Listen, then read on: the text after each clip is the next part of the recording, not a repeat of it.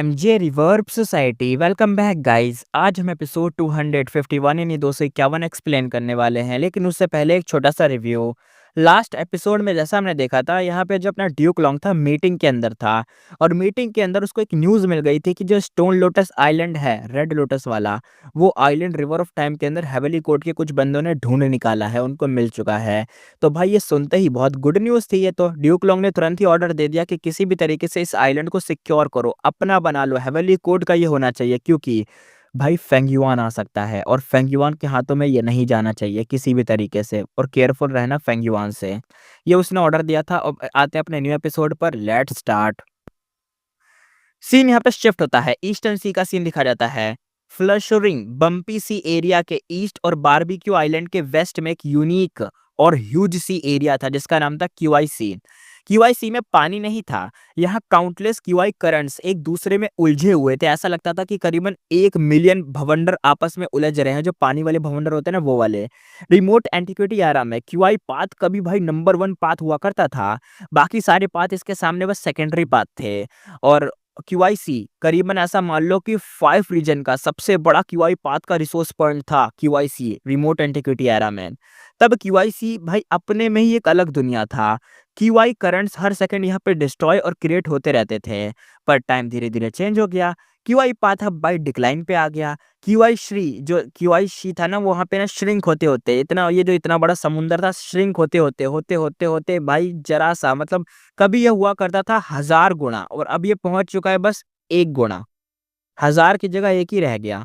इतना छोटा हो चुका था। और अब ये मोस्टली वाटर क्यूआई पास से भरा पड़ा था। वाटर वाली क्यूआई होती है ना, उससे। और इसके सेंटर में भी बस कॉमन इमॉर्टल पाथ वाले मटेरियल मिलते थे, मतलब क्यूआई पाथ के कॉमन वाले, जो आराम से तुम्हें कहीं पे भी मिल जाएंगे ना, वो वाले यहाँ पे मिलते थे। और जो वाटर क्यूआई पाथ वाले दावमार्ग थे, वाटर क्यूआई वाले, वो भी भाई बहुत कॉमन थे, जहां मर्जी मिल जाएंगे पूरे ईस्टर्न के अंदर। और पहले बहुत सबसे पॉपुलर जगह यही हुआ करती थी पहले रिमोट एंटिक्विटी एरा में, लेकिन अब ये बन चुका था एक डिजर्टेड आइलैंड। बस डिजर्टेड आइलैंड क्या कह रहे हो, इसको तो बस मान लो डिजर्ट बन चुका, रेगिस्तान है और कुछ नहीं, पानी का रेगिस्तान। क्योंकि जो यहाँ मिलता है वो बस कॉमन चीज़ है, हर जगह मिल जाएगा, और बाकी यहाँ कुछ मिलता नहीं है। ईस्टर्न सी में वाटर क्यूआई की कमी तो थी नहीं, तो क्यूआईसी में कोई क्यों ही जाएगा वाटर क्यूआई कलेक्ट करने के लिए, रिस्क भी बड़ा हाई था। इमॉर्टल मटेरियल खरीदना तो ट्रेजर 11 से खरीद लो, इतना ईजी है, यहाँ कौन जाएगा, क्यों जाएगा। अब आगे यहाँ पे सीन शिफ्ट होता है। क्लाउड पर बैठकर फेंगयुआन नीचे देखता हुआ कहता है, फेंगयुआन अपने अंदर सोचते हुए कहता है, इस ईस्टर्न सी बैंक्वेट के बाद क्यूआईसी फिर से फेमस होगा। ऊपर से देखो तो लाइट ब्लू क्यूआई वेव्स एकदम इधर से उधर भाई भवंडर सा घूमे जा रही हैं। डार्क ब्लू सी वाटर से शार्प कॉन्ट्रास्ट निकल रहा है, यानी एकदम ऐसा लग होता नहीं है कि जब वो कोई कुल्हाड़ी से कुल्हाड़ी या कोई ऐसी चीज आपस में टकराती है तो चिंगारी निकलती है, तो वैसे टाइप का यहाँ बन रहा था। साउथर्न बॉर्डर के रैंक 8 क्यूआई शियांग ने जब अनलिमिटेड क्यूआईसी किलर मूव बनाया था, उसने यहीं से इंस्पिरेशन लिया था। क्यूआईसी एंसेस्टर नाम रैंडम नहीं था, फेंगयुआ ने पहले ही से प्लानिंग कर रखी थी इस नाम की। ओरिजिन लोकेशन, सर्कुलेशन स्पॉट और लॉजिकल बैकग्राउंड, क्यूआईसी परफेक्ट फिट बैठता था। डिजर्टेड भी है, क्यूआई पाथ कैप्टिबल भी है, और स्टोरी बिलीवेबल भी लगेगी अगर फेंगयुआन कुछ यहाँ पे करेगा तो। सेंटर में वू शुआई का ट्रांसमिशन आया, यानी यहाँ पे बात आई तो वू शुआई ने कहा फॉर्मेशन रेडी हो चुकी है। ये बैंक्वेट फेंगयुआन के लिए ह्यूज इंपॉर्टेंस रखता था, उसने एक हैवी प्रिपरेशन की थी। सिर्फ वू शुआई डिप्लॉय नहीं किया था, क्यूआईसी के सेंटर में क्यूआई पाथ फॉर्मेशन भी सेट किया गया था। टाइम पाथ क्लोन ने बोला, क्यूआई पाथ ग्रेड, मतलब जो टाइम पाथ क्लोन था ना, उसने भी यहाँ पे ऑर्डर माना, कुछ कहा नहीं, बेसिकली बस ऑर्डर माना, उसने यहाँ पे कुछ कर रखा था। जैसे जो टाइम पाथ क्लोन था वो क्यूआई पाथ ग्रैंड मास्टर था, फॉर्मेशन पाथ भी ग्रैंड मास्टर था, लाइट ऑफ विजडम का असिस्ट करता था टाइम पाथ वाला क्लोन, तो उसने बस अपना काम कर दिया था फॉर्मेशन से रिलेटेड, और भी कुछ काम थे। यानी यहाँ पे एक सेटिंग बिठाई है, हो सकता है ना फेंगयुआन इसी समुद्र का यूज करके यहाँ पे बैंक्वेट करे। तो मतलब कितना खतरनाक ही सीन लगेगा कि तुम्हारे पैरों के नीचे यहाँ पे भवंडर बह रहा है, इतना खतरनाक। और ये ऐसी जगह है जो बहुत खतरनाक हुआ करती थी अपने एक टाइम पर, लेकिन अब अभी भी खतरनाक है, लेकिन उतनी नहीं। बट फिर भी यहाँ पे कितना सीन ओपी लगे, मतलब ओवर पावर्ड लगेगा कि भाई फेंगयुआन ने ऐसी जगह पे चीजें रखी है, और वो खुद भी क्यूआई, मतलब क्यूआई पाथ का बंदा है, क्यूआईसी एंसेस्टर कहा जाता है उसको। और जो क्यूआई क्यूआई पाथ मतलब डिक्लाइन पे चला गया था, वो क्यूआई पाथ में जो बंदा है उसको ऊपर लाएगा। यानी जो काम फ्यूचर में होने वाला है किसी और बंदे द्वारा, बंदे ने अब खुद ने कर लिया, मतलब फेंगयुआन उसके नाम का यूज करके खुद कर रहा है। सब कुछ प्लानिंग का हिस्सा था, क्यूआईसी एंसेस्टर नाम भी प्लानिंग था। आगे देखते हैं। 1 मंथ की डिडक्शन लगी थी यहाँ पे। सेंटर एक्सट्रीमली डेंजरस था। टर्बुलेंट क्यूआई करंट्स थी यहाँ पे। पर फेंगयुआन के लिए प्रॉब्लम नहीं थी क्योंकि अटेनमेंट लेवल इनफ था उसका। रिसोर्स बहुत खतरनाक थे। सिंपल प्रैक्टिकल फॉर्मेशन बनाया था। मेन बॉडी ने डिवाइन सेंस से चेक करा और सब कुछ स्टेबल था। वो आंखें एकदम बंद करके मेडिटेट करने लगा। ये बैंक्वेट उसके मास्टर प्लान का कोर पार्ट था। वर्ल्ड का वर्ल्ड को ना चेस बोर्ड की तरह यूज करना इजी नहीं होता। जैसे रीजनल एनालिसिस दिया जाता है। साउथर्न बॉर्डर इन्फ्लुएंस वीक था। वू योंग स्ट्रॉन्ग पॉलिटिकल गेम खेलता था, इसलिए फेंग युआन वहां पे ज्यादा कुछ कर नहीं पाया। वेस्टर्न डिजर्ट, फैंग क्लैन का राइस बड़ा स्लो हो रहा है। धीरे धीरे ही फैंग क्लैन ऊपर आ रहा है, तो रेसिस्टेंट हाई है क्योंकि बाकी लोग फैंग क्लैन के खिलाफ धीरे धीरे हो जाएंगे। तो अभी भी वहां पे भी इन्फ्लुएंस वीक है फैंग युआन का। रही बात है सेंट्रल कॉन्टिनेंट की, तो भाई वहां तो हेवली कोर्ट आयरन फोर्ट्रेस जैसा खड़ा है। वहां तो छोड़ ही दो, उधर भी कुछ उंगली नहीं कर सकते। रही बात नॉर्थर्न प्लैन्स की, लॉन्गेविटी हेवन अब भाई उठने वाला है और इंटरफेरेंस लिमिटेड रहेगा, तो वहां पे भी हम ज्यादा कुछ कर नहीं पाएंगे। तो फेंगयुआन का ये एनालिसिस था। इसलिए बचा क्या? ईस्टर्न सी। तो यहाँ पे फेंगयुआन को किसी भी तरीके से पूरा हासिल करना था, पूरा कंट्रोल ईस्टर्न सी का। रिसोर्स सबसे ज्यादा यहीं पे मिलते थे। अगर यहाँ इन्फ्लुएंस बन गया तो फ्यूचर 5 रीजन मर्ज में कंट्रोल यहाँ पे ही सबसे बढ़िया रहेगा और यहाँ पे मिलने के बाद सारे रिसोर्स यहीं पे रहेंगे। कुछ मिनट बाद फेंगयुआन ने आंखें खोली और फेंगयुआन अपने मन में बोलते हुए कुछ ऐसा कहता है। आ गए। स्काई में एक इमॉर्टल हाउस अप्रोच कर रहा था। स्लो दिख रहा था पर स्पीड बड़ी हाई थी। हाउस अब बीच में आके रुक गया। एक ब्राइट आइड लड़की बाहर आई। रेनबो क्लाउड पैटर्न वाली लॉन्ग ड्रेस में थी। हुआ कायुन थी। वो कहती है हुआ क्लैन फर्स्ट सुप्रीम एल्डर हुआ कायुन क्यूआईसी एंसेस्टर को रिस्पेक्ट देती है। रैंक 8 होने के बाद भी भाई पोलाइट नेचर था इसका। उसके पीछे हुआ क्लैन के गुई मॉडल निकले, रिस्पेक्ट दिया। फेंगयुआ ने कहा अभी टाइम नहीं हुआ है, तुम जल्दी आ गए, अंदर आओ। उसने हाथ उठाया। क्यूआई करंट्स मिलकर एक क्लाउड सीड बन गए। हुआ कायुन ने इमॉर्टल हाउस अपने इमॉर्टल प्राइमेसी में रख लिया और बैठ गई। बाकी इमॉर्टल्स के पीछे खड़े थे। हुआ कायुन ने कहा पहली बार मिलने का मौका मिला है, मैं एक्साइटेड थी। ये हुआ क्लैन की तरफ से गिफ्ट है, प्लीज इसको एक्सेप्ट कर लीजिए एंसेस्टर।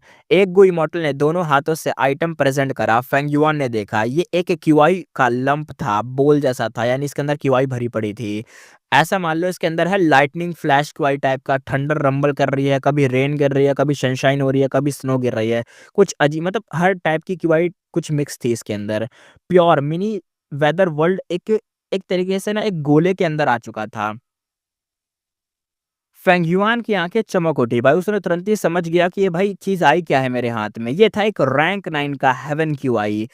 ये हेवन क्यूआई शायद तभी बनता है जब तुम बहुत सारी क्यूआई को मिक्स करके एक वेदर कंडीशन बना दो जिसके अंदर बहुत टाइप के वेदर हो, यानी बारिश भी हो रही है, थंडर स्टॉर्म भी आ रहा है, स्नो भी गिर रही है, सनशाइन भी हो रही है, समर वाला हर टाइप की जो वेदर है उन सबको मिक्स कर दो। 6 वेदर होते हैं ना, 6 ऋतु होते हैं, तो वो सब मिक्स कर दो, तब बनेगा ये heaven QI. Heaven and earth QI living beings का बेस क्यूआई था, कॉमन चीज थी ये।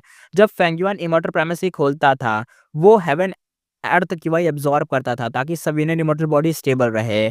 उसके प्राइमेसी में बहुत scheduled domains of haven and अर्थ थे जो बहुत ज्यादा कंजप्शन करते हैं हेवन एंड क्यूआई की, हेवन एंड अर्थ क्यूआई की। आगे देखते हैं। इस वजह से ये एक बर्डन जैसा भी लगता था। पर जब उसने क्यूआईसी ग्रोथ टू हेवन खाया था, एनेक्स कर लिया था, ह्यूज क्यूआई पाथ दावमार्क्स उसको बहुत सारे मिल गए थे। हेवन क्यूआई अर्थ क्यूआई प्रोडक्शन बढ़ गया था, बर्डन हल्का हो गया था। लेकिन जो हेवन क्यूआई नॉर्मली प्रोड्यूस होता था वो सिर्फ ऑर्डिनरी मटेरियल था, इमॉर्टल लेवल नहीं था। इमॉर्टल मटेरियल हेवन क्यूआई एक लंप फॉर्म में होता है जो उसके ठीक सामने था। इजीली सेपरेट नहीं होती है चीज, वैल्यूबल बहुत होती है, एक्सट्रीमली वैल्यूबल मान लो। यूज करना भी सिंपल है, बस इसको तोड़ दो और एब्जॉर्ब कर लो। कई कोई इमॉर्टल ट्रेजर हेवन में ये लंप खरीदते हैं प्राइमेसी तोड़ने के लिए, thunder and lightning wind snow create करने के लिए, शायद इमॉर्टल एक्सेशन के टाइम यूज करते हैं या कभी भी अपडेट करते हुए। अपडेट मीन्स रैंक 8 पहुंचना या रैंक 7 से रैंक 8 जाना। कोई भी जब भी तुम अपग्रेड लेते हो अपने लेवल के अंदर तब ऐसा मान लो। और ये ना क्या करता है, टेम्परेरी वेदर चेंज कर देता है, रिसोर्स पॉइंट पर इम्पैक्ट डालता है, जिससे तुम्हारे रिसोर्स पॉइंट के अंदर थोड़े प्रोडक्शन चीजें बढ़ जाती हैं। मार्केट में रैंक 6 से लेके रैंक 7 हेवन क्यूआई कॉमन मिलता है। रैंक 8 वाला रेयरली मिलता है और जो उसके ठीक सामने उसको भी मिला था रैंक 9 वाला। भाई ये रैंक 9 तो 1000 ईयर में बस एक ही बार मिलता है। हुआ काइयून ने रैंक 9 हेवन क्यूआई गिफ्ट कर दिया था। इसका मतलब था हुआ क्लैन की भाई सिंसेरिटी दिख रही थी कि भाई वो तो एकदम भाई पैरों में गिर चुके हैं फेंगीवान के। हुआ क्लैन का डीप फाउंडेशन था, क्लाउड पाथ एक्सपर्ट होने का प्रूफ था उनका। ब्लैक हेवन और व्हाइट हेवन एक्सप्लोरेशन में वो बहुत स्ट्रांग थे। इसी के साथ सीन यहाँ पे शिफ्ट होता है रिवर ऑफ टाइम के अंदर। 4 इमॉर्टल हाउसेस रिवर के भाई ऊपर फ्लाई कर रहे थे। Present and past pavilion simple structure वाला था, वेव्स पर एकदम भाई ग्लाइड करता हुआ आगे बढ़ रहा था। दूसरा था 3 autumn yellow crane platform, elegant orange roof crane जैसा दिखता था, 3 लेयर ऑटम लाइट में चमक रहा था। तीसरा था यहाँ पे shark flow liver, white Z जैसा दिखता था, 7 ह्यूज शार्क ड्रैग कर रहे थे, यानी उसके आगे ना 7 फेसेस थे शार्क वाले और ड्रैग करके आगे बढ़ रहे थे। और चौथा था मोमेंट स्टेज, रैंक 8 का था ये। स्पाइरल स्टोन स्टेयर थे इस पे और टॉप पर एक रेड पवेलियन था। सबका एक ही टारगेट था, स्टोन लोटस आइलैंड को भाई सिक्योर करना। प्रेजेंट एंड पास्ट पवेलियन के अंदर एक रैंक 8 खड़ा था, रेड व्हाइट रोब पहने हुए, स्ट्रेट पोस्चर में, शार्प स्वॉर्ड लाइक ब्रोस थी इसकी और काम हो रहा था। वो था Feng Jose. Feng Jose river को देखते हुए सोच रहा था, अपने अंदर सोचते हुए उसने कहा, रिवर ऑफ टाइम में रहकर मैंने इरेज मतलब सॉरी इरेज कह रहा हूँ, एरास का राइस एंड फॉल देखा। यानी कैसे एरास आए, कैसे एरास खत्म हो गए, क्या क्या सीन हुए। डेस्टिनी वेव की तरह थी, कभी स्लो थी, कभी फास्ट थी। इसकी प्रोफाउंडिटी वर्ड्स में नहीं आ सकती है, हम इसको वर्ड्स के अंदर बयान नहीं कर सकते। सिर्फ मैं इस चीज़ को अपने शब्दों में ना थोड़ा बहुत गा सकता हूँ, महसूस करा सकता हूँ और कुछ नहीं। वो डेस्टिनी सॉन्ग कम्प्रीहेंड कर रहा था, इस लाइफ में उसका डेस्टिनी चेंज हो चुका था। इवेंट्स जैसे लांग ब्लेस लैंड में फेंगयुआन से वो हार गया था। चेनी ने कर्मा रिलोकेशन से उसको जैसे-तैसे बचाया था, वहीं से एक तरीके से डेस्टिनी सॉन्ग का इंस्पिरेशन मिला था और मतलब बहुत सारी चीज़ें हुई थी। प्रीवियस लाइफ से भी काफ़ी मतलब अर्लियर ये चीज़ें हो गई। ये तो बहुत बाद में होता कि वो ये सब करता, लेकिन भाई अब इतना खतरनाक फेंगयुआन ने कांड कर रखा है तो उसको सब जल्दी करना पड़ रहा था। रिवर ऑफ टाइम में आकर present and past pavilion use करके प्रेज़ेंट एंड पास्ट सीन को उसने ऑब्ज़र्व किया था, कम्प्रीहेंशन उसका डीपन हुआ था। अब डेस्टिनी सॉन्ग 60% कंप्लीट था। प्रीवियस सेंट्रल बैटल मतलब सेंट्रल कॉन्टिनेंट की जो बैटल थी ना खतरनाक वाली, उसमें 10% से ज़्यादा। पिछली बार जो पिछली लाइफ थी ना फेंगयुआन से जब पिछली बार फाइट करी थी तो भाई इसका 50% मतलब कंप्लीट था डेस्टिनी सॉन्ग और 50% में भी तहलका मचा रखा था भाई फेंग यूजे ने पिछली फाइट में, लेकिन इस बार उसका 60% कंप्लीट है और अभी तो भाई वो फाइट भी नहीं आई है। यानी अभी तो और भी ज़्यादा हो जाएगा, शायद 80 पे या क्या पता पूरा ही कंप्लीट कर दे जब तक वो फाइट आए फेट वॉर वाली। फैंग जीजी अंदर से सोचते हुए कहता है, लिविंग बींग्स की डेस्टिनी डेपिक्ट डेपिक्ट हो रही है, पर वेनरेबल्स की डेस्टिनी सिंपल नहीं है। रेकलेस सैवेज के ब्लड स्किन देखते हैं और इनकम्प्रिहेंसिबल है वो तो। स्टोन लोटस आइलैंड शायद ग्रोथ दे दे मुझे। यानी उसका ये कहना था कि जो लिविंग बीइंग्स की जो डेस्टिनी होती है ना डेपिक्ट हो रही है और यहाँ पे जो वेनरेबल है उनकी डेस्टिनी ना सिंपल नहीं होती, उनका थोड़ा बहुत समझना मुश्किल है, उनके अरेंजमेंट उनकी चीज़ें वो कर क्या रहे हैं, उनका डेस्टिनी क्या थी, कैसे क्या हो गई, उनको थोड़ा समझना मुश्किल है। और बात रही रेकलेस सैवेज की, तो रेकलेस सैवेज की जो मैंने ब्लड स्किन्स देखी थी, उनको कम्प्रीहेंड नहीं किया जा सकता। वो भी एक वेनरेबल था, तो उसको कम्प्रीहेंड नहीं कर पा रहे थे कि क्या मैटर है उसका, क्या सी चीज़ है उसकी। हमने कई बार भाई इसके बारे में सुन रखा है वैसे कि जो रेकलेस सैवेज की ना स्किन है हेवेली कोड के अंदर, पता नहीं क्या सीन है उसका, ज़्यादा कुछ बताया नहीं गया, लेकिन बार-बार उसका मेंशन ज़रूर आता है कि रेकलेस सैवेज की स्किन पड़ी है। पता नहीं क्या सीन है, लेकिन खतरनाक ही चीज़ें होंगी। वेनरेबल की चीज़ है यार, वेनरेबल का आइटम है वो, तो खतरनाक तो होगा ही वेनरेबल का। आगे देखते हैं। इसका बस इतना ही कहना था कि स्टोन लोटस आइलैंड शायद इसको ग्रोथ दे दे ताकि ये अपना जो डेस्टिनी सॉन्ग है उसको 60 से 100 कंप्लीट कर दे। तब उसे एक सिग्नल मिला, इमॉर्टल कहते हैं अराइव्ड। रेड लोटस आइलैंड भाई उनके ठीक सामने था, एंटेनल याच ऑलरेडी वहां पर था। उसने पहले डिटेक्ट किया था पर फिर हेवनली कोड को इन्फॉर्म करा तो बाकी भी इमॉर्टल घोसेस यहाँ पे आ चुके थे। गुलियरू मोमेंट स्टेज में था, उसका एक्सप्रेशन कॉम्प्लेक्स था। गुलियरू अंदर से सोचते हुए कहता है, जनरेशंस का एफर्ट वेस्ट नहीं गया, आखिर एक स्टोन लोटस की ट्रू इनहेरिटेंस तो मिल ही जाएगी। उसका लोअर बॉडी भाई क्रिपल्ड था पर इस वक्त उसकी आंखों में प्राइड था। वो शांत हुआ, व्हील चेयर पर बैठकर उसने ऑर्डर दिया। गुलियरू कहता है, river suppression lotus sealing formation को इसी वक्त यहाँ पे सेट करा जाए। मैं मोमेंट स्टेज को लीड करूंगा, Feng Jose present and past pavilion lead करेगा, इंटरनल याच ट्रिब्यूटरी एंट्रेंस पर जाके रेनफोर्समेंट लाएगी और shark flow liver 3 autumn yellow crane platform petrol करेंगे ताकि कोई दिक्कत ना आ जाए और कभी भी कुछ भी दिखे इमीडिएटली रिपोर्ट किया जाएगा, चाहे कुछ भी दिखे। सबने यहाँ पे जवाब दिया, सारे इमॉर्टल्स ने कहा जी सर। फॉर्मेशन सेटअप यहाँ पे अब हो चुकी थी। सीन अब आगे देखते हैं रिवर ऑफ टाइम के अंदर। 3 सप्लीमेंट्री फॉर्मेशन यहाँ पे रेडी थी। फर्स्ट ग्रुप का काम खत्म हो गया था, वो इमॉर्टल हाउस में बैठकर रेस्ट करने लग गए थे। सेकंड ग्रुप ने टेक ओवर कर लिया था, उन्होंने 3 सप्लीमेंट्री फॉर्मेशन के ऊपर रैंक 8 इमॉर्टल को सप्रेशन ऐड कर दिया। अब यहाँ पे 8 गो इमॉर्टल जो कि करीबन रैंक 6 से रैंक 7 वाले 8 लोग थे, कोऑर्डिनेशन में काम कर रहे थे। काफी एफर्ट के बाद सप्रेशन गो सक्सेसफुली यहाँ पे इंस्टॉल हो गया। ये रिवर ऑफ टाइम था, टाइम पाथ स्केड्यूल डोमेन था। रूल पाथ इमॉर्टल को यहाँ यूज करना बड़ा टफ था, पर सपरेशन गो river separation lotus sealing formation का कोर पार्ट था। इसके बाद ही नेक्स्ट स्टेप पॉसिबल होते, इसको करना ही करना था। सेकंड ग्रुप ने रेस्ट पे अब चला गया, उन्होंने भी काम कर दिया था। फर्स्ट ग्रुप वापस आया और सेटअप कंटिन्यू नहीं किया था, मतलब नहीं किया। उन्होंने 3 सप्लीमेंट्री फॉर्मेशन को डिसमेंटल कर दिया। ये फॉर्मेशन सिर्फ सप्रेशन गो को सही जगह लोकेट करने के लिए लगाई गई थी, तो अब लोकेट हो गया, सप्रेशन गो यहाँ पे ऐड हो गया, इंस्टॉल हो गया है, तो फॉर्मेशन हटा दिया गया। अब जगह क्लियर करनी थी नेक्स्ट स्टेज के लिए। 3 लेयर्स रिमूव हो गए थे। अब यहाँ पे फायर फॉर्मेशन को सेट करा जाएगा, एक बंदे ने चिल्ला के बोला था। थर्ड ग्रुप का काम शुरू होता है। फिर यहाँ पे सेकंड ग्रुप ने बोला, जवाब दिया और कहा इसके बाद पेपर केज फॉर्मेशन भी तो लगाई जाएगी। River suppression lotus sealing formation में टोटल करीबन 138 सब फॉर्मेशन थी। पेल फायर पेपर केज तो बस उनमें से 2 थे, यानी अभी 138 फॉर्मेशन और यहाँ पे लगने वाली थी। तभी यहाँ पे अलर्ट आ गया, किसी ने बोला रिवर में ह्यूज वेव आ रही है। सिस्टम यहाँ पे रेडी था। फर्स्ट ग्रुप का काम था कोर फॉर्मेशन एक्सपर्ट, उनका यही काम था, वो कर दिया था उन लोगों ने। यहाँ पे सेकंड और थर्ड ग्रुप थे जो साथ काम करते थे, ये थे सपोर्ट वाले, अगर कोई थक जाए तो सेकंड और थर्ड उसकी जगह पे काम करेंगे। फोर्थ ग्रुप था इमरजेंसी हैंडलिंग का। फोर्थ ने तुरंत ही वेव को डिस्ट्रॉय कर दिया, कोई भी इमरजेंसी आएगी, कोई भी डिस्टरबेंस होगा तो उसको फोर्थ ग्रुप संभालेगा जाके। सबने रिलीफ की सांस ली थी। गुलियरू मोमेंट स्टेज में था। फेंग जीजे प्रेजेंट एंड पास्ट पवेलियन में डेस्टिनी कंप्रीहेंड कर रहा था। गुलियरू अलर्ट मोड में था। गुलियरू सोचते हुए कहता है, अपने अंदर सोचते हुए कहता है, स्टोन लोटस आइलैंड मिल गया। फॉर्मेशन सेटअप से डिस्टरबेंस हुआ था। फेंग युआन डेफिनेटली अलर्ट तो पक्का हो चुका होगा, पक्की बात है वो जरूर आएगा। फॉर्मेशन अभी तो इनकम्प्लीट है, ये हमारी वीकेस्ट मोमेंट है, अभी वो ना आए बस। मुझे गलती का चांस नहीं देना है, किसी भी तरीके से इस बार हमें नहीं हारना है। तभी यहाँ पे क्या होता है, होराइजन पर सिल्वरी लाइट एकदम से चमकने लग गई। 3 यहाँ पे जो 3 ऑटम येलो क्रेन प्लेटफॉर्म था और शार्क फ्लो लिवर था, डायरेक्शन चेंज करके इंटरसेप्ट करने चले गए कि कोई वहां पे आ रहा होगा। और तब पता चलता है कि वहां पे आ क्या रहा था, कोई यहाँ पे इन्वेड करने आ रहा था। अब वो था मैरिड एयर फ्लाइंग वॉरशिप। फेंग युआन की आवाज अब यहाँ पे गूंज उठी। फेंग युआन ने कहा, गुलियरू, रेड लोटस ट्रू इनहेरिटेंस चोरी करोगे क्या मेरी? सपने देखते रहो बस तुम। गुलियरू ने कोल्ड टोन में जवाब दिया फेंग युआन को। कहा, फेंग युआन, पिछली बार का लेसन तू भूल गया है लगता है। हार गया था तू, भगौड़े तू ही भागा था वहां से। रिवर ऑफ टाइम में गुलियरू फिश इन वाटर जैसा था, उसकी वॉइस पूरे बैटलफील्ड में स्प्रेड हो गई थी। बंदा खुद ही भाई टाइम पाथ का एक्सपर्ट था, इसलिए फेंग युआन यहाँ पे हंस गया। फेंग युआन ने कहा, मैं यहाँ हूँ, फॉर्मेशन कंप्लीट करना तो भूल ही जाओ। वॉरशिप भाई एकदम से भाई चमकने लग गई। काउंटलेस सिल्वर फ्लाइंग स्वॉर्ड्स यहाँ पे निकले और डायरेक्शन इनकम्प्लीट फॉर्मेशन पर अटैक के लिए निकली।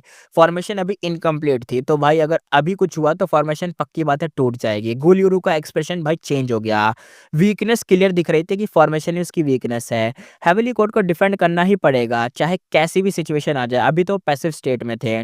लास्ट टाइम फॉर्मेशन डिसमेंटल कर सकते थे, अब स्टोन लोटस आइलैंड प्रेजेंट था। हर प्राइस पे प्रोटेक्शन तो देनी ही थी स्टोन लोटस आइलैंड को, क्योंकि अगर प्रोटेक्ट नहीं करा फेंग युआन इसे भी ले जाएगा। तब यहाँ पे बूम आवाज आई। 3 ऑटम येलो क्रेन प्लेटफॉर्म जो निकल चुका था फेंग युआन से लड़ने के लिए, वो सीधा टकराया। हैवी क्लैश लगा। रिवर वाटर हर जगह फैलने लग गया। शार्क फ्लो लिवर भी यहाँ पे सपोर्ट के लिए आया। 3 immortal go houses river of time में इंटेंस बैटल में लग गए। एक फेंग युआन का, 2 हेवली कोड के आपस में भिड़ गए। सीन यहाँ पे शिफ्ट हो गया। यार एक मेन फाइट पे सीन शिफ्ट कर देते हैं। सीन यहाँ पे शिफ्ट होता है ईस्टर्न सी के अंदर, क्यूआईसी स्काई। वहाँ भाई पीसफुल बैंक्वेट वाली वाइब चल रही थी, बैंक्वेट चल रहा था। हुआ कायुन के बाद सॉन्ग क्लैन, सू क्लैन, काई क्लैन, ये सब यहाँ पे आए थे, सब गो इमॉर्टल आए थे। सॉन्ग क्लैन से आए थे सॉन्ग क्यूआई युआन, साथ में उसकी grand daughter song QI she. Song QI yuan कहता है, ये मेरी grand daughter song QI she है, सीनियर की स्टोरी सुनकर मिलना चाहती थी। सॉन्ग क्यूआई सी एकदम पोलाइट टोन में कहती है, जूनियर, ये जूनियर क्यूआई सी एंसेस्टर को रिस्पेक्ट देती है। स्नो व्हाइट स्किन थी इस बंदे की, ब्राइट आइज थी, ब्लू व्हाइट ड्रेस थी, इनोसेंट ऑरा था, ईस्टर्न सी की 6 ब्यूटीज में से एक ही आती थी। सॉन्ग क्लैन ने यहाँ पे गिफ्ट दिया था क्यूआई पाथ इनहेरिटेंस, एक हिस्टोरिकल रैंक 8 एक्सपर्ट की इनहेरिटेंस थी ये। फेंग युआन ने देखा भाई वैल्यूएबल तो है। फेंग युआन स्माइल करके कहता है सॉन्ग क्लैन की अच्छे डिसेंडेंट तो हैं ही, दिख रहा है मुझे।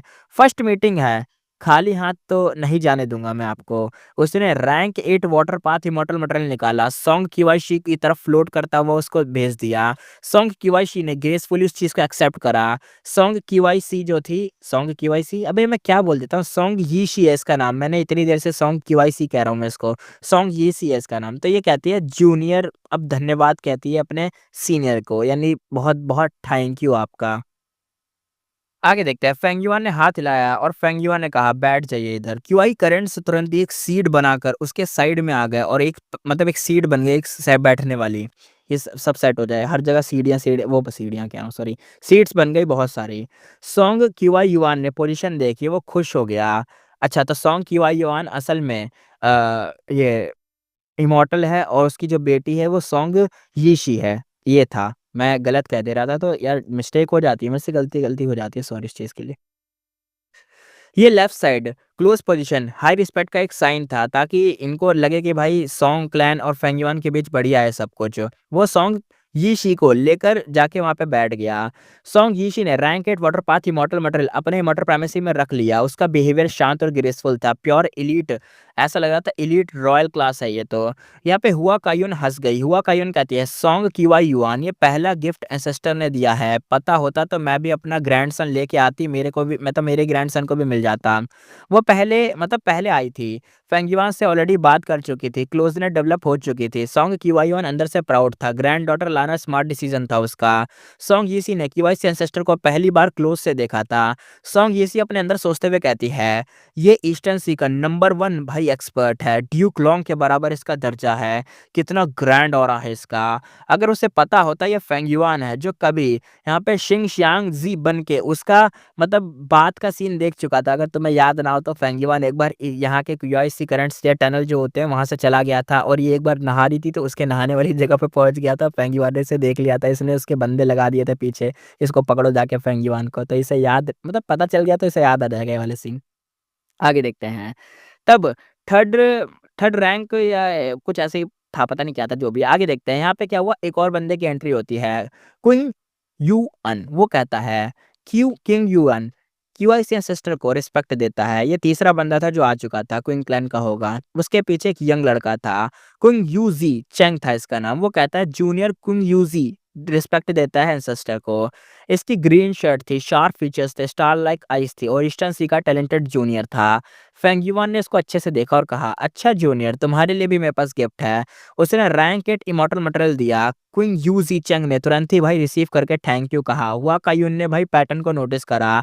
हुआ कायुन अंदर से सोचती हुई कहती है ये सारे भाई सीनियर टैलेंटेड जूनियर्स को फेवर करता है, ग्रैंड पर्सनैलिटी है इसकी, यार मैं क्यों नहीं लेके आई अपना ग्रैंड सन। इसके मन में बस यही थॉट आ रहा था कि अगर मैं भी ले आती तो मेरा भी सही रहता। और यहाँ पे जितने भी लोग हैं सब यहाँ पे लेके आ रहे हैं, और ये जो बंदा है क्यूआईसी सिस्टर, ये बंदा ना हर किसी जूनियर को एक कुछ ना कुछ सामान दे दे रहा है।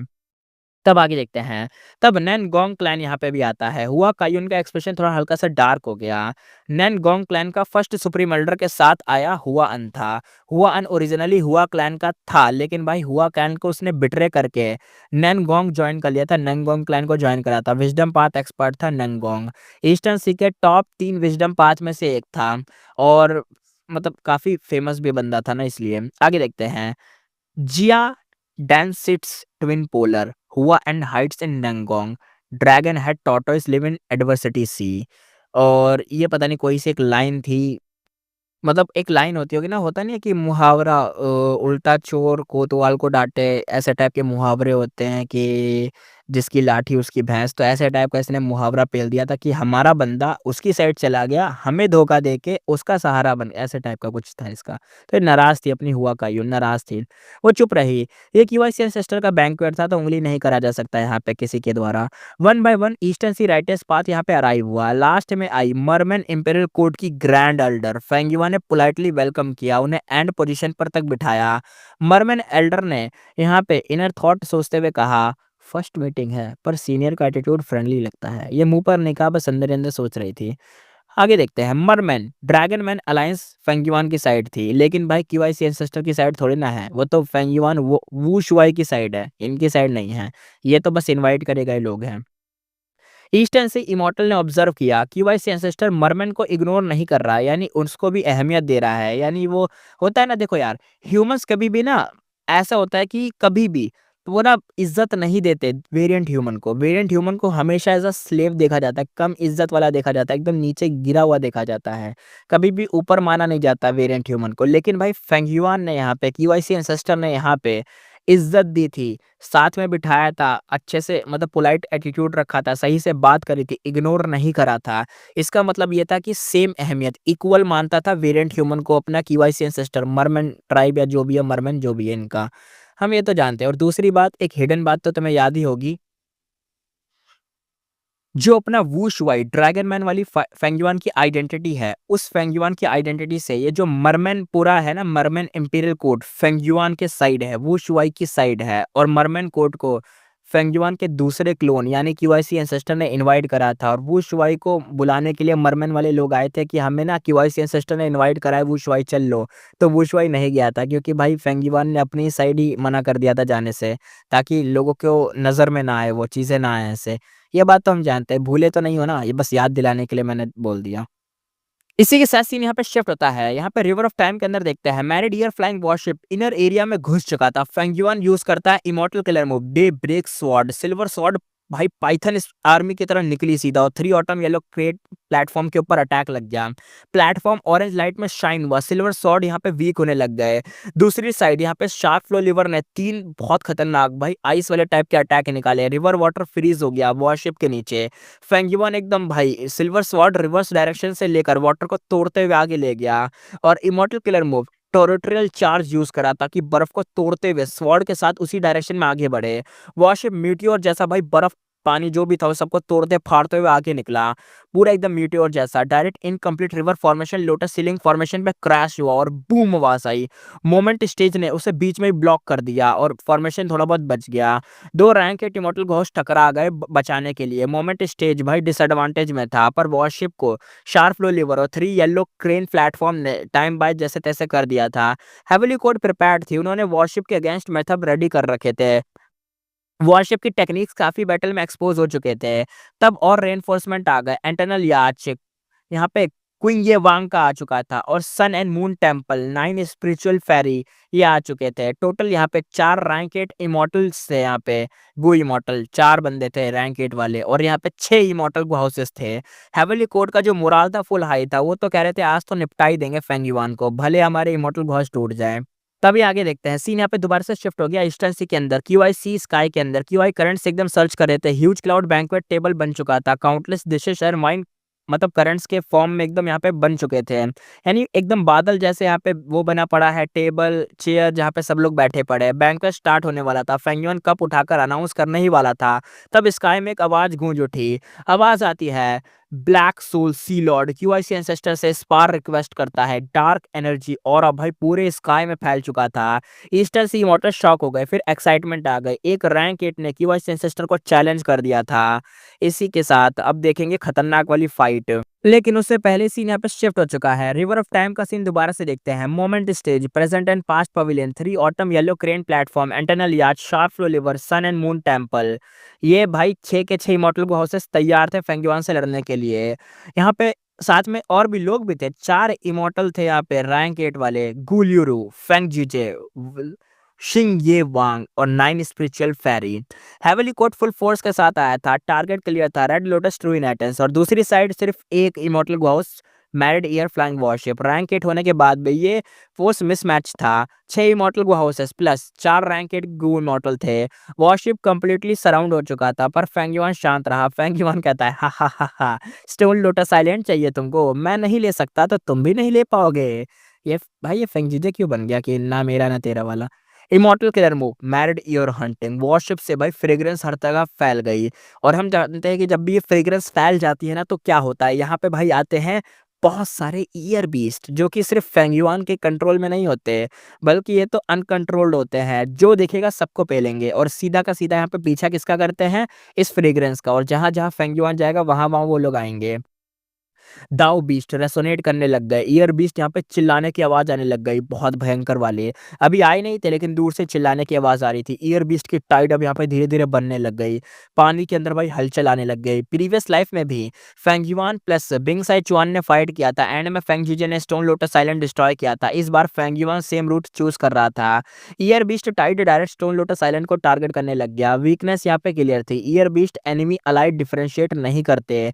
एक्चुअली वो सीधा मतलब वॉरशिप को ही प्राइमरी टारगेट मानते हैं, और जहाँ वॉरशिप होगा वही उनका टारगेट होगा। लास्ट टाइम हेवली कोर्ट ने सोचा फेंगयुआन कंट्रोल करता था, मतलब कंट्रोल करता है, लेकिन ये नहीं था ऐसा, फेंगयुआन कंट्रोल नहीं करता था। उन्होंने बीस्ट को स्लक्टर करा और खुद डैमेज ले लिया था। बाद में समझे थे कि कंट्रोल फेंगयुआन नहीं करता, वो बस एक तरीके से जहाँ जहाँ जाता है उसके पीछे पीछे आते हैं, और अगर फेंगयुआन नहीं भागेगा तो उसको भी लपेट देंगे ये ईयर बीस्ट। अभी तो ये वीकनेस अननोन थी, अभी तो उनको इस लाइफ में नहीं पता ना ये चीजें हैं। उनको अभी ऐसा ही लगेगा कि भाई ये फेंगयुआन कंट्रोल कर रहा है, पर फेंगयुआन ने मूव हेवली कोड की वीकनेस पर ही मारा था, क्योंकि अब reverse separation lotus sealing formation incomplete थी। बीस्ट से डायरेक्ट एक तरीके से लड़ जाना तो महंगा पड़ेगा ही सबको ही। फेंगयुआन तो साइड से मजे लेगा बस। गुलियरू कोल्ड टोन में कहता है, बहुत चालाक है तू फेंगयुआन, फिर से ये मूव यूज करा है तूने। भाई इमीडिएट रिएक्शन हुआ, internal yard sharp flow river battlefield में बाहर आ गए। 9 स्पिरिचुअल फेरी इमॉर्टल हाउस से जंप कर गई। अब यहाँ पे भाई आ चुके थे कुछ लोग खतरनाक वाले, जो लड़ सकते थे इस इन्वायरमेंट में वो बाहर आ गए, और जो नहीं लड़ सकते थे वो बैटलफील्ड के अंदर थे, अपने इमॉर्टल हाउस के अंदर थे। वो इमोरल डेसोलेट बीस्ट में ट्रांसफॉर्म हो गई थी। फेंगयुआन स्टॉप नहीं कर सका था। आउटसाइड बैटलफील्ड में देखते हैं, इंटरनल याच plus sharp flow liver shine हुए, और ईयर्स फ्लो लाइक अ वाटर इमॉर्टल गु का ऑरा हर जगह फैल गया, और करीबन 80% बीस्ट टाइड आ चुकी थी जो कि ईयर बीस्ट की थी, और दोनों तरफ से आने लग गए। रिमेनिंग 20% 9 स्पेशल फेरी ने इंटरसेप्ट कर दिया, यानी 20% ईयर बीस्ट को उसने मतलब पकड़ लिया था। वो इमोरियल ईयर बीस्ट बन चुकी थी। रिवर ऑफ टाइम अब उसके लिए प्रॉब्लम नहीं था। वॉरशिप के अंदर एक गुई मॉटल ने चिल्लाते हुए कहा, ये 9 स्पिरिचुअल फेरी ही है, एंस्लेमेंट प्लस ट्रांसफॉर्मेशन पाथ के रैंक 8 वाली है ये। इस टाइमलाइन में वो पहले जाग चुकी थी। हेवली कोर्ट ने मूव एनालाइज किया और कॉन्सेप्ट टारगेट करा। बीस्ट टाइट, जो बीस्ट टाइट थी ना, एक तरीके से इसको शांत करना है तो मतलब बहुत टाइम लग जाएगा। अब फ्यूचर में ईयर बीस्ट थ्रेट स्केल का नहीं रहेंगे। ये हेवली कोर्ट का फाउंडेशन था, जो उन्होंने मतलब ऐसे चीज़ें बना रखी हैं, ऐसे ऐसे मूव बना रखे हैं, जो जैसे यूज़ कर रही है ना, क्या नाम है इसका, 9 स्पिरिचुअल फेरी, ये पहले जाग चुकी है। जैसे इसके पास एंस्लेमेंट और ट्रांसफॉर्मेशन पाथ की मास्टरी है, तो ये बंदी जैसे शांत करिए, 20% चीज़ों को इसने हैंडल कर लिया, अभी भी 80% आने वाला है। तो इन चीज़ों को जैसे शांत करा हेवली कोर्ट ने, तो ये उनका मेथड था।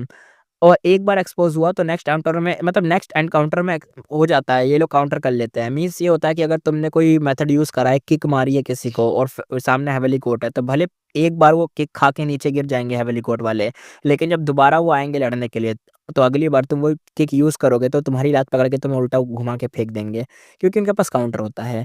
अब देखते हैं आगे। अब day break sword, territorial charge, मैरिडियर हंटिंग, सब के सब यहाँ पे काउंटर हो चुके थे हेवली कोर्ट द्वारा। अब सिर्फ 4 इमॉर्टल हाउसेस वॉरशिप को सराउंड करके अटैक कर रहे थे। गुलियरू ने कहा, फेंगयुआन अब कुछ बचा तो है तो दिखा दे। वैसे तो कुछ तो बचा नहीं होगा तेरे पास। वॉरशिप के अंदर साइलेंस छा गया था, बैटल चलता रहा, वॉरशिप सप्रेस हो गया था। मल्टीपल ब्रेकआउट अटेम्प्ट करे लेकिन सब फेल हो गए, फेंगयुआन भाग नहीं पा रहा था।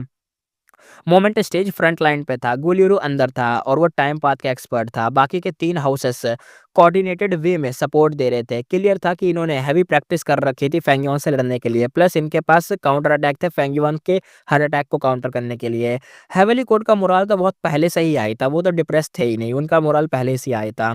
इमॉर्टल्स ने कहा, फेंगयुआन तो अब ट्रैप हो गया है। दूसरा कहता है, पर केयरलेस मत होना यार, वो केयरलेस अगर हम हो गए तो वो तो हमारा बैंड बजाएगा। एक ने बोला, फॉर्मेशन ऑलमोस्ट कंप्लीट हो ही जाएगी तब इसको देख लेंगे।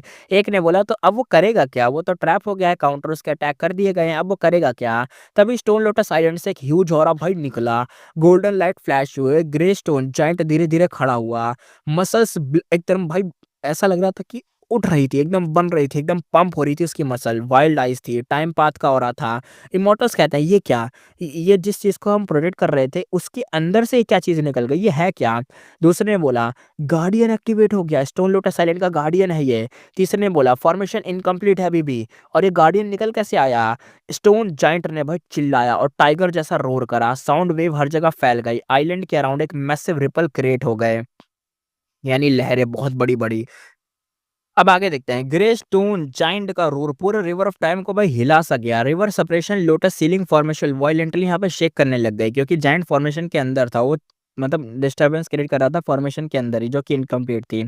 फॉर्मेशन सेट कर रहे गो इमॉर्टल ने भाई खून थूक डाला।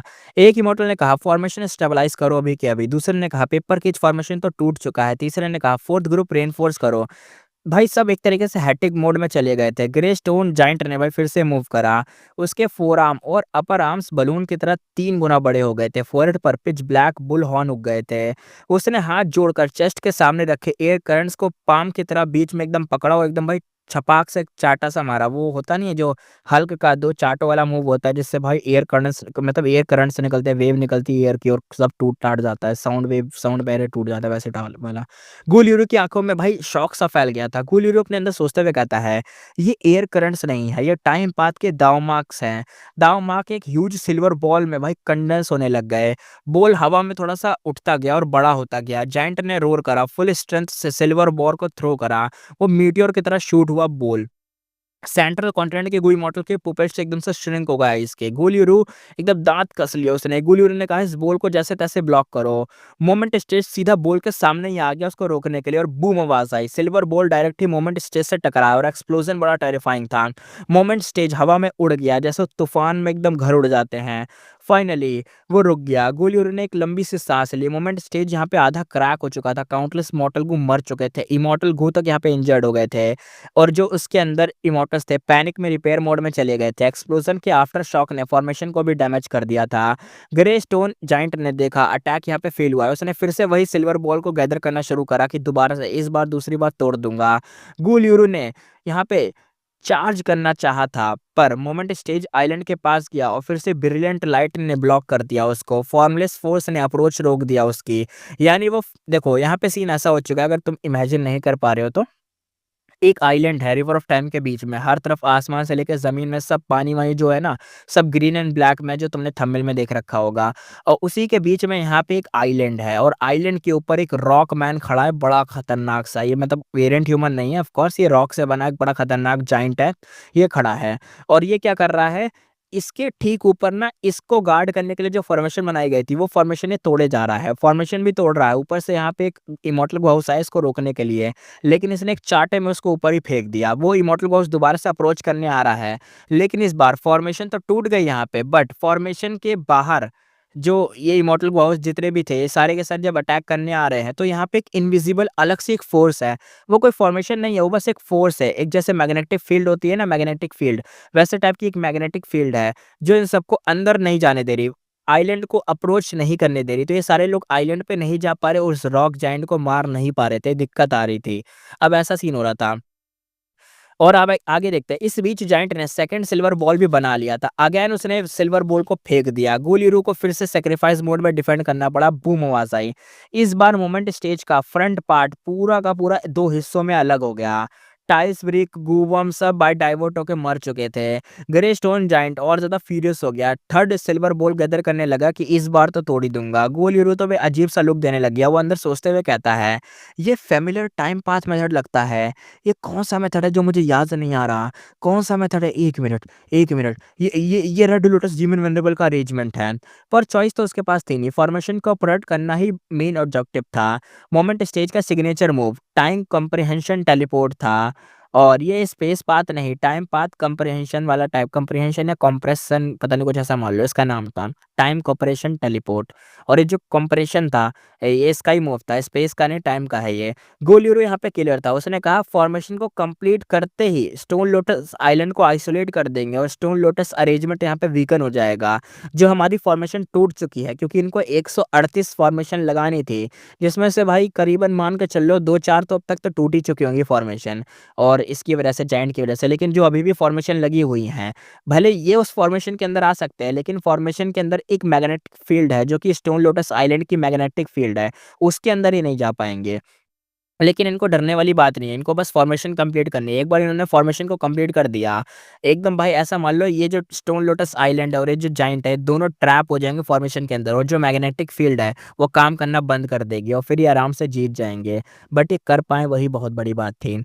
आउटर अटैक्स भी ब्लॉक होने लग गए थे, फेंग युआन की एंट्री भी यहाँ पे मुश्किल थी, पर फेंग युआन भी समझ रहा था कि यहाँ पे मतलब ये स्टोन लोटस का जो अरेंजमेंट है, married air flying worship different direction में डैश कर रहा था, आगे बढ़ रहा था। बाकी रैंक 7 गू हाउसेस उसको बेयरली जैसे-तैसे रोक पा रहे थे।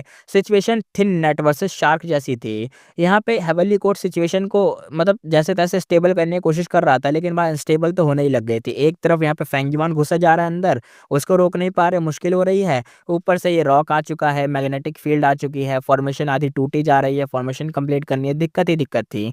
गु लियू खुद मोमेंट स्टेज से बाहर निकला था, direct married air flying worship को भाई घेरने लग गया, जॉइन करा उसने फाइट को। टाइम पाथ एक्सपर्ट होने के कारण भाई रिवर ऑफ टाइम में फ्रीली मूवमेंट कर सकता था, उसके पास एडवांटेज था। उसकी एंट्री से सिचुएशन जैसे-तैसे स्टेबलाइज़ हो गई थी।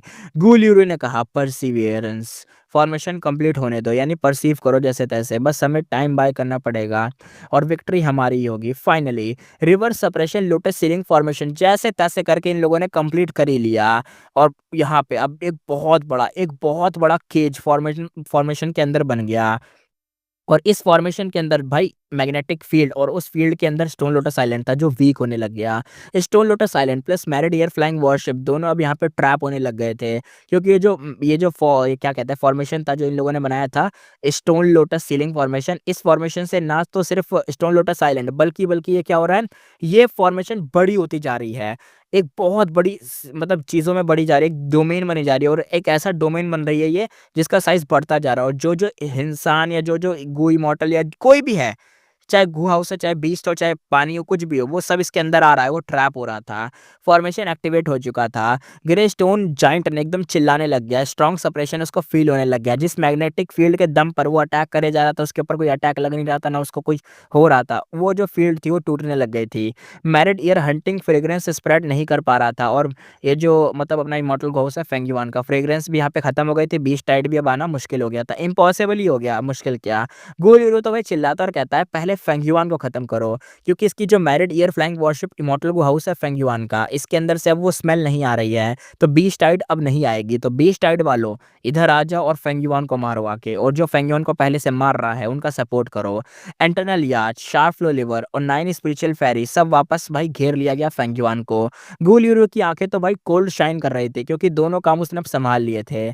गुल चिल्लाते हुए कहता है फेंगयुआन यही तेरा आखिरी दिन है। फेंग जीजे साइड से ऑब्जर्व कर रहा था। फेंग जीजे ने तो अभी तक कुछ करा भी नहीं था। वो अंदर सोचते हुए कहता है, क्या डेमोनिक ओवरलॉर्ड यहीं आज खत्म हो जाएगा?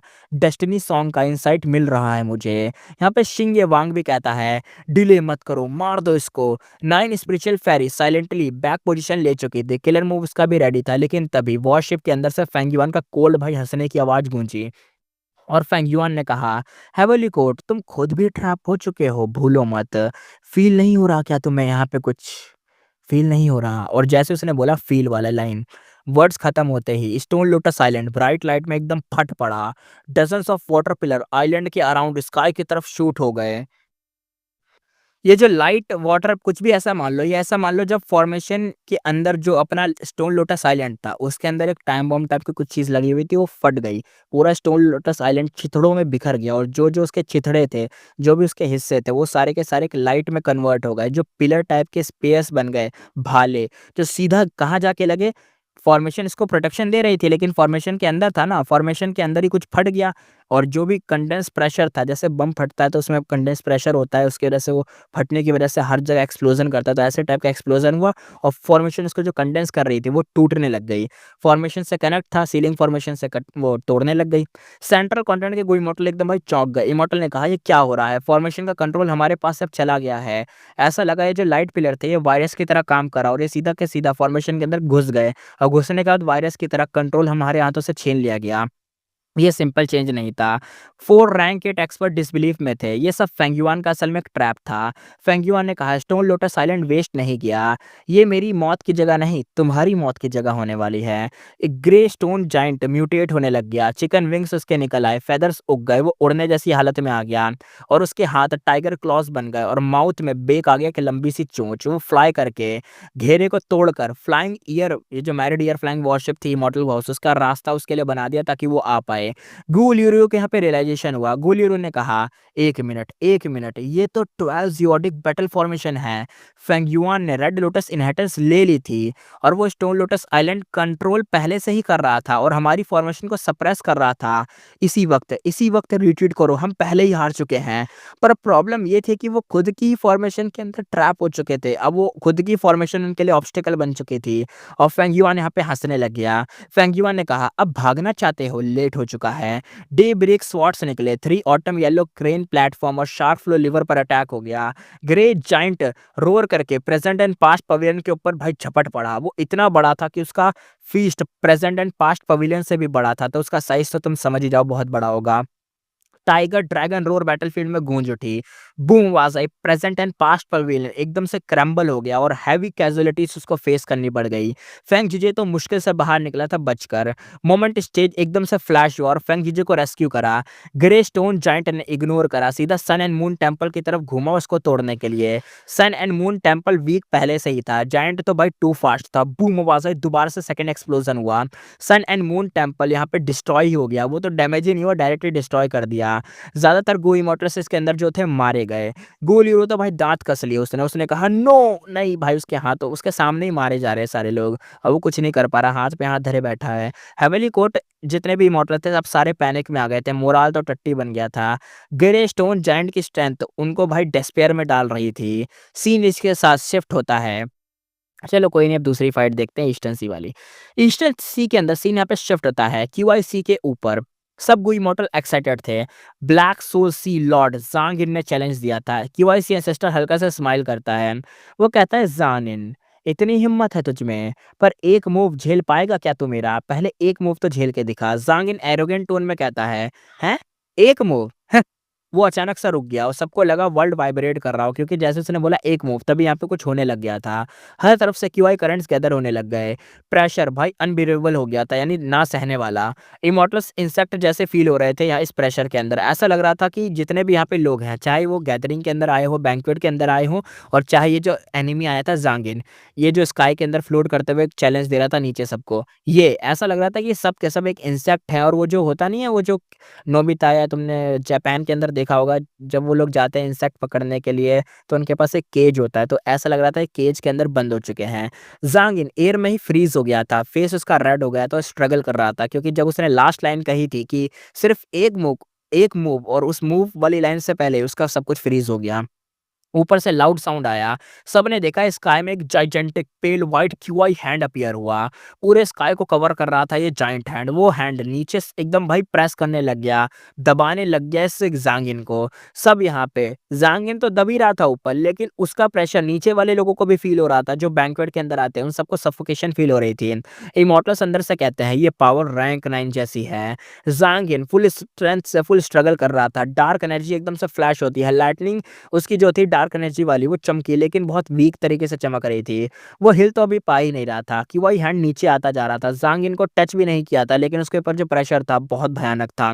सीधा क्यूआईसी पर वो जो प्रेशर था इतना खतरनाक लगा कि उन नीचे जो लोग थे उनको तो भाई हवा नहीं आ रही, सांस ही नहीं आ रही। ऊपर तो जांग ही ना, उसके ऊपर प्रेशर आ रहा है, इतना खतरनाक प्रेशर आया कि वो ऊपर से नीचे गिर गया। हाथ अभी इसको टच भी नहीं करा, बिना हाथ टच करे ही नीचे गिर गया, इतना खतरनाक प्रेशर था।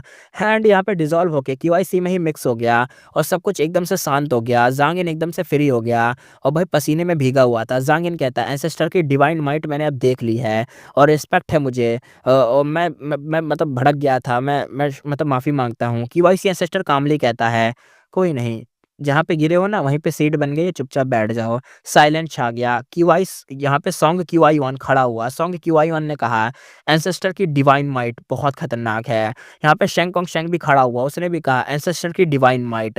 सब गो इमोर्टल यहाँ पे एक साथ खड़े हो गए और सब के सब एक ही लाइन रिपीट कर रहे थे। क्यूआईसी एंसेस्टर मुस्कुरा रहा था, उसने कहा, सब बैठ जाओ, बैंक्वेट अब शुरू होता है। इसी के साथ यहाँ पे सीन दोबारा से शिफ्ट होता है हेवली कोर्ट में और जो स्टोन लोटस आइलैंड वाला एम्बुश था खत्म हो चुका था। हेवली कोर्ट में ब्राइट लाइट चमक रही थी और यहाँ पे सेंट्रल ग्रेट हॉल चमक रहा था, लेकिन उसके अंदर का एटमॉस्फेयर बड़ा हैवी था। 9 स्पिरिचुअल फेरी भाई एकदम खून खून थूक रही थी, खून खास रही थी एकदम। उसने कहा लास्ट मोमेंट पर गुलयूरू ने मैरी डियर फ्लाइंग वॉरशिप को जैसे तैसे रोका था। अपनी जान दांव पर लगाकर मुझे उसने बचाया था। उसके भाई आंसू तो रुक ही नहीं रहे थे। उसके माइंड में गुलयूरू का लास्ट डिफेंस फ्लैश हो रहा था। शायद गुलयूरू मर चुका है शायद। वो नॉर्मली ग्रेसफुल और एलिगेंट रहती थी, पर अब भाई ब्लड से भीगी हुई थी। स्लीव्स पर एकदम भाई ब्लड ही ब्लड था, हर जगह से ब्लड, सब थकी फटी हालत थी, बॉडी बहुत वीक थी। रिवर ऑफ टाइम बैटल में स्टार्ट में हेवली कोड का फुल एडवांटेज था, पर एंड में कंप्लीट डिफीट थी। 6 इमॉर्टल गो हाउसेस डिस्ट्रॉय हो गए, सिर्फ 2 बचे थे। 9 स्पिरिचुअल फेरी और फेंग जुजे 2 बचे थे, सिर्फ 2 लोग बचे थे और इमॉर्टल गो हाउस तो सारे डिस्ट्रॉय हो गए। फेंग जुजे हॉल में खड़ा था, उसका काम एक्सप्रेशन गायब था, आईज एकदम डिम थी, लॉस्ट और एकदम कंफ्यूज था। फेरी जीवी ने दोनों को एक तरीके से मतलब सही से कहा कि सही से बताओ, आराम से धीरे-धीरे बताओ, अब तुम हेवनली कोड के अंदर हो, आराम से बताओ हुआ क्या? वो माइनर डिटेल कंफर्म करना चाहती थी। फेरी जीवी ने अंदर सोचते हुए कहा, फेंगयुआन ने स्टोन लोटस आइलैंड पहले से ही ले लिया था, मतलब कब का ले लिया था? हमें पता ही नहीं चला कि उसने ले रखा है। यही बिगेस्ट शॉक था उनके लिए। ड्यूक लॉन्ग तो बिटर स्माइल के साथ था। उसने बोला, हमने गेस किया था कि उसके पास रेड लोटस टू इनहेरिटेंस हो सकता है, पर पिछली बैटल में उसने जानबूझकर रिट्रीट करा। ड्रैगन पैलेस के लिए फाइट भी एक तरीके का डिस्ट्रैक्शन था। उसने हमें अंडरएस्टिमेट करने पर मजबूर कर दिया। ये डीमन सच में बड़ा स्कीमिंग करता है। फेरी जीवी का हार्ट तो एक तरीके से हिल गया था, चिल सा हो गया था। उसने अंदर सोचते हुए कहा, अगर उसने ये इनहेरिटेंस काफी पहले से ही ले रखा था, तो सिचुएशन तो और डेंजरस है। हेवनली कोर्ट तो भाई टफ पोजीशन में था। ड्यूक लॉन्ग सीरियस टोन में कहता है, चाहे फेंगयुआन को एक इनहेरिटेंस मिल गया हो, हमें रिवर ऑफ टाइम में फोर्सेस भेजना ही भेजना होगा ताकि उसे बाकी इनहेरिटेंस तो ना ही मिले। लॉजिक तो देखो क्लियर था, अगर फेंगयुआन को सेकंड या थर्ड इनहेरिटेंस मिल गया तो वो अनस्टॉपेबल हो सकता है। पर प्रॉब्लम भी थी, हेवनली कोर्ट का टाइम पाथ फाउंडेशन बहुत वीक था। रेड लोटस के बाद से टाइम पाथ एक्सपर्ट ऑलमोस्ट खत्म ही थे उसके पास। अब तक जो 6 टाइम पाथ इमॉर्टल हाउसेस थे सब डिस्ट्रॉय हो गए थे। रिबिल्ड करना पड़ेगा, इसलिए ह्यूज नंबर ऑफ टाइम मतलब टाइम पाथ इमॉर्टल को चाहिए थे। इमॉर्टल मटेरियल प्रॉब्लम नहीं थी, उनके पास बहुत है। हवेली कोड के पास 3 मिलियन ईयर्स की ट्रेजरी थी, अर्ली मिडल लेट सारी एरास की थी। हर एक ट्रेजरी किसी भी सुपर सेक्ट से ज्यादा रिच थी और रैंक एट को रिफाइन करना उनके लिए कोई भी इशू वाली बात थी नहीं। पर एक इशू था, उनके पास रिफाइनमेंट पाथ एक्सपर्ट्स नहीं है ना, रिसोर्स हैं लेकिन रिफाइन कौन करेगा, एक्सपर्ट्स की कमी है। युआंग क्वांग डो ऑलरेडी फेड को रिपेयर में बिजी था और उस पर और ज्यादा बर्डन डालना तो पॉसिबल नहीं है। फेरिसी भी अंदर सोचते हुए कहती है, काश इमॉर्टल ग्रेवयार्ड से कुछ रिफाइनमेंट पाथ एक्सपर्ट जाग जाते तो कितना बढ़िया होता। पर इमॉर्टल ग्रेवयार्ड रैंडम अवेकन होता है, कोई कंट्रोल नहीं करता वहां पर। ड्यूक लॉन्ग ने बोला, 10 ग्रेट एशियन सेट को बुलाओ, उनको देखते हैं, उनके रिफाइनमेंट पाथ एक्सपर्ट को यहाँ पे बुला के लाओ, सब मिलकर अभी के अभी टाइम पाथ को रिफाइन करेंगे। फेरिस जीवी ने हामस हिलाया, वो इंटरनली रिग्रेट कर रही थी। यहाँ पे फेरी जीवी सोचते हुए कहती है, काश हम लांग सेक्टर ले लेते, अब फेंगयुआन उसका एडवांटेज ले रहा है। हेवनली कोर्ट को हर फ्रंट पर प्रेशर मिल रहा था इस बार। Northern pass longevity heaven unify कर रहा था तो वहां से pressure, western desert Feng Di Chang divine and palace के साथ राइज कर रहा था और सबको यूनाइट कर रहा था, हेवनली कोर्ट के खिलाफ कर रहा था, वहां से टेंशन। साउथर्न बॉर्डर से बीकन टावर हर जगह बन रहे थे और साउथर्न बॉर्डर स्ट्रांग हो रहा था। वू योंग भाई आगे लीड कर रहा था सबको। बीकन टावर से इधर से उधर टेलीपोर्टेशन हो सकता था आराम से, जहां मर्जी जा सकते थे, वहां से टेंशन। और रही बात ईस्टर्न सी की, फेरिजीवी ने हैवी टोन में कहा ईस्टर्न सी के बारे में। फेरिजीवी कहते हैं, लेटेस्ट न्यूज के हिसाब से क्यूआईसी एंसेस्टर ने जांग इन को एक ही मूव में हरा दिया। जांग इन रैंक 8 लोन इमॉर्टल है, पर वो फाइट बैक नहीं कर सका। बताओ, एक ही मूव के अंदर उसको दबा डाला। क्यूआईसी एंसेस्टर की रेपुटेशन स्काई रॉकेट हो गई है और ज्यादा ईस्टर्न सी को इमॉर्टल बैंक्वेट अटेंड कर रहे हैं और उसका साथ दे रहे हैं। हॉल में अब साइलेंस छा गया था। फेंगयुआन ने रिवर ऑफ टाइम में ब्लो ही मचा दिया था, पर ईस्टर्न सी में भी उसका इन्फ्लुएंस ग्रो कर गया था, बड़ा गंदा वाला। हेवनली कोर्ट क्लियरली अभी हमें प्रेशर में था हर तरफ से। पांच रीजन है, एक रीजन में तो खुद ही है और 4 रीजन से प्रेशर आ रहा है। इस बात पर ड्यूक लॉन्ग ने सर हिलाया और कहा, कहता है अपना ड्यूक लॉन्ग, मेरे लिए भी ये आसान नहीं होता। क्यूआईसी एंसेस्टर क्लियरली स्ट्रॉन्गर हो गया है। उसने खुद बोला था कि primordial origin true inheritance comprehend करने के बाद उसकी स्ट्रेंथ बढ़ी है। फेंगयुआन ने ओपनली डिक्लेयर किया था कि उसने हेविली कोर्ट से प्रीमोडियल ओरिजिन का क्यूआई पाथ ट्रूइनेटस लिया। ड्यूक लॉन्ग ने कामनी यहाँ पे एनालाइज करा। ड्यूक लॉन्ग कहता है ये दिखाता है कि वो हेविली कोर्ट के क्लोज रहना चाहता है, पर एक तरीके से न्यूट्रल भी रहना चाहता है, यानी ना वो फेंगयुआन की साइड रहना चाहता है ना वो हेविली कोर्ट की। वो एक ऐसी साइड रहना चाहता है जहाँ से उसको दोनों साइड से बेनिफिट हो। फेंगयुआन से भी वो लूटे मारी करे और हेविली कोर्ट से भी लूटे सब कुछ, वो दोनों जगह से बेनिफिट्स को स्क्वीज करे। ऐसे रहना चाहता है अपना क्यूआईसी एंसेस्टर, और उसने ऐसा करा भी है। क्यूआईसी एंसेस्टर इतने सालों तक शेड्यूल रहा था, इसका मतलब वो नेचुरली एम्बिशियस नहीं था। और अगर वो एम्बिशियस हो भी तो हेविली कोर्ट की कंप्लीट प्रीमोडियल ओरिजिन इनहेरिटेंस उसके लिए भाई अट्रैक्टिव चीज़ तो है ही, मतलब एक बेहतरीन बेनिफिट ऑफर या कुछ भी मान लो है ही। एक और फैक्टर था, वो था लाइफ स्पैन। क्यूआईसी एंसेस्टर का अपीयरेंस बताता था कि वो भाई लाइफ के एंड के पास है, यानी मतलब खत्म पे ही है वो। लाइफ स्पैन गू से यंग फॉर्म मिलता है, पर अगर कोई ओल्ड दिखे तो मतलब लाइफ स्पैन मेथड मतलब बहुत यूज़ हो चुके हैं उसके ऊपर, उसने कई बार लाइफ स्पैन मेथड यूज़ कर चुका है। ड्यूक लॉन्ग ने सोचा वो भी मेरे जैसे ही एंड फेज में ही होगा। फेरिजीवी ने सजेशन दिया। फेरिजीवी कहती है हम ओपनली उसके बैंक्वेट में गू इमोर्टस भेज सकते हैं इवन विदाउट इनविटेशन। वर्ल्ड को पता है कि उसने हमारी इनहेरिटेंस ली है। अगर हम ट्रांजैक्शन प्रोसेस करें और तरीके से चीज़ें रखें तो वो रिजेक्ट थोड़ी ना करेगा। हम अपनी चीज़ें देंगे उसको और बदले में हम घुस भी जाएँगे गिफ्ट लेके। ड्यूक लॉन्ग ने एग्री करा। अगर डील फेल भी हुई तो क्यूआईसी एंसेस्टर को प्रो भी कर लेंगे। एक तरीके से कुछ भी उँगली कर देंगे, कुछ भी कर देंगे, वो हमसे बात करने आएगा ही और वो हमारे खिलाफ तो जाएगा नहीं, क्योंकि वो हमसे बेनिफिट लेना चाहता है। यानी हम जा सकते हैं, बात कर सकते हैं, डील कर सकते हैं।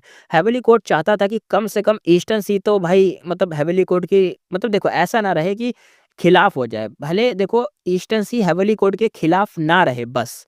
ऐसा ना रहे कि वो खिलाफ हो रहा है। ऐसा रहे कि बस वो न्यूट्रल है। ईश वो चाहता था कि यहाँ पे 4 रीजन है जो कि हेविली कोर्ट के खिलाफ हो रहे हैं। बस ऐसा हो कि 3 ही रीजन भले उसके खिलाफ हो, बस ये चौथा वाला ना खिलाफ हो। ईस्टर्न सी ऐसी स्टेट में रहे कि वो हमारे खिलाफ ना आए। वो ये चाहते थे, और वो रीज़न इसलिए है क्योंकि भाई ईस्टर्न सी के अंदर क्यूआईसी एंसेस्टर है जो कि ड्यूक लोंग को अकेले हैंडल कर सकता है।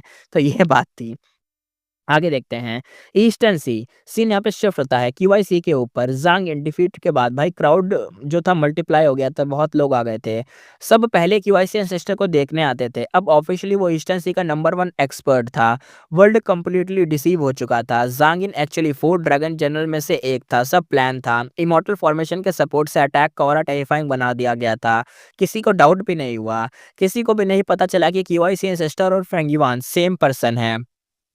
फेंगयुआन रैंक 7 दिखता था। क्यूआईसी एंसेस्टर जनरली रैंक 8 था। सवेनियर रिमॉडल बॉडी का सीक्रेट अभी भी हिडन था। शॉर्ट टर्म बेनिफिट सेक्रीफाइस करके फेंगयुआन ने लॉन्ग टर्म एडवांटेज तो ले ही लिया था। अब देखते हैं बैंक्वेट अराइवल स्टार्ट हुए। यहाँ पे शी बाओशु आया। हैंडसम लोन इमॉर्टल था, बढ़िया सा, एक ट्री वाला एक्सपर्ट था, शायद वुड पाथ का एक्सपर्ट होगा। एक और आया था, इसका नाम था जुई शियांग वैंग। ये आया था, एक तरीके से फूड पाथ इमॉर्टल था, वाइन सी का ओनर था और 1000 jars top tier wine gift में लाया था। और 7 सी स्नेक विमेन भी आई थी, डेंजरस ब्यूटी थी इसकी। 7 सी की एरियाज को कंट्रोल करती थी, ये आई थी। और ग्रेट ट्रेजरी इमॉर्टल भी आया था, इन्फॉर्मेशन पाथ का एक्सपर्ट था ये। केवाईसी बैंक्वेट ईस्टर्न सी में भाई स्टॉर्म सा बन गया था। अरे ये जो ग्रेट ट्रेजरी इमॉर्टल है, ये पिछली लाइफ में ये जब गया था शायद यही था ना वो जो पिछली लाइफ के अंदर जब इसको लपेट दिया था सेंट्रल कॉन्टिनेंट वाले बंदों ने। एक बंदा बहुत गंदा मारा था इसको, शायद अगर तुम्हें याद हो ना हो तो। इसको ट्रैप करके मारा था। खतरनाक वाला सीन था इसके साथ, छोड़ो आगे देखते हैं। केवाईसी बैंक्वेट ईस्टर्न सी में स्टॉर्म बन गया था। ज़्यादा लोन इमॉर्टल आए थे ईस्टर्न सी में। वैसे भी लोन इमॉर्टल सबसे ज़्यादा थे, क्योंकि यहाँ पे देखो लोन इमॉर्टल वहीं ज़्यादा होंगे जहाँ पे रिसोर्स ज़्यादा होंगे, और ईस्टर्न सी के अंदर रिसोर्स भरे पड़े हैं तो आराम से कोई भी लोन इमॉर्टल के रास्ते पे रूट को अपना सकता है। तब देखते हैं यहाँ पे जुनशेंग वांग आया। जुनशेंग वांग कहता है मैं सेंट्रल कॉन्टिनेंट से आया हूँ, इनविटेशन तो मुझे नहीं मिला पर मैं बस ऐसे ही मिलने आ गया। अब जब इसकी एंट्री हुई थी, इसने चिल्ला के बोला था, तब सब भाई हर जगह साइलेंस आ गया था, क्योंकि ये सेंट्रल कॉन्टिनेंट का बंदा था। सबकी नज़र अब गई क्यूआईसी एंसेस्टर पर। क्यूआईसी एंसेस्टर हल्का सा हंस गया। अब यहाँ पे एंसेस्टर कहता है एस्टिमेट गेस्ट हो, आप आए हो, आ जाइए। सी सब ट्रिबिलिटीज को एक्सेप्ट करता है, हम भी करते हैं, आप भी बैठ जाइए, हम भी बैठ जाएँगे। सीट बना दी गई। पोजीशन भी अच्छी थी, पर ईस्टर्न सी रैंक 8 से थोड़ी-सी नीचे थी। यानी क्लियरली ये दिखाया जा रहा था कि सबसे पीछे इसको रखा गया है, और बाकी प यहाँ पे ऐसी मान लो एक होती नहीं है कि चेयर वाइज़ चेयर रखी गई हैं, पहली चेयर, दूसरी चेयर, तीसरी चेयर, तो सबसे पीछे इसको रखा गया था। ये दिखाता था कि ये सबसे पीछे है, क्योंकि ये इस रीजन का भी नहीं है। भले इसका रैंक ज़्यादा है, इसका ओहदा ज़्यादा है, ये सेंट्रल कॉन्टिनेंट की पावरफुल फ़ोर्स से आया है, लेकिन इसको यहाँ पे अभी भी नीचे रखा जा रहा था। क्लियरली दिखाया जा रहा था कि भाई तू भले पावरफुल हो, लेकिन तू रहेगा रैंक 6 से भी नीचे, क्योंकि तू ईस्टर्न सी के अंदर आया है। खतरनाक चीज़ थी, हायरार्की क्लियर दिख रही थी। फेंगयुआन ऑलरेडी एक्सपेक्ट कर रहा था कि हेवनली कोर्ट ज़रूर यहाँ पे इन्वॉय भेजेगा। अब वो खड़ा हो गया, केवाईसी एंसेस्टर खड़े होते हुए कहता है, सब सुनो। टोटल साइलेंस छा गया। जुनशेंग गुआंग इंटरनली शॉक में था। शॉर्ट टाइम में ही केवाईसी एंसेस्टर का इन्फ्लुएंस बहुत बढ़ गया था। एक वर्ड भी इग्नोर नहीं किया जा सकता था उसका। केवाईसी एंसेस्टर कामली चिल्लाते हुए कहता है, मतलब कामली कहता है, पीसफुली को एग्जिस्टेंस चाहिए, म्यूचुअल अंडरस्टैंडिंग चाहिए, जस्टिस अपहोल्ड करनी है, कॉन्फ्लिक्ट को रिजॉल्व करना है, ठीक है। फिर मेन पॉइंट को उसने एक्सप्लेन करा और कहा, ये बैंक्वेट सिर्फ गैदरिंग नहीं, ये एक ट्रांजैक्शन इवेंट है, ये ऑक्शन है, ये एक बैटल स्टेज है, जिसका कॉन्फ्लिक्ट है, अभी के अभी ड्वेल करो। मैं जज रहूंगा यहाँ पर, देखूंगा, जो जीतेगा वो आगे रहेगा और जो हारेगा वो पीछे रहेगा। सब विटनेस करेंगे इस चीज़ को, मैं यहाँ देखूंगा, अभी के अभी करोगे, मतलब सब करेंगे यहाँ पे, जिसका जो भी रिज़ॉल्व या ग्रजेस है, जिसके आपस में इधर-उधर से खिलाफ, जैसे जो भी लड़ना चाहता है जिस मर्ज़ी से, वो अभी के अभी लड़ सकता है। आराम से चैलेंज दे, बंदा एक्सेप्ट करेगा और लड़ेगा उसके सामने, और ये जज रहेगा तो कोई भी मतलब गलत चीज़ें नहीं कर सकता। जिसको रिसोर्स चाहिए रिक्वेस्ट रखो, जिसको बेचना है वो बेचो।